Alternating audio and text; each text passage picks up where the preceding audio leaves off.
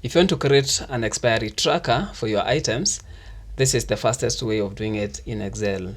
First of all, we compute how many days are left, is equals to the date of expiry minus today. Then we fix today, then hit on enter, send the formula down. Now we have the days. For the status, we're going to use the if formula, is equals to if the days left are less than 0, we type expired. If the days left are less than 50, then we type expiring soon. Anything else is sufficient.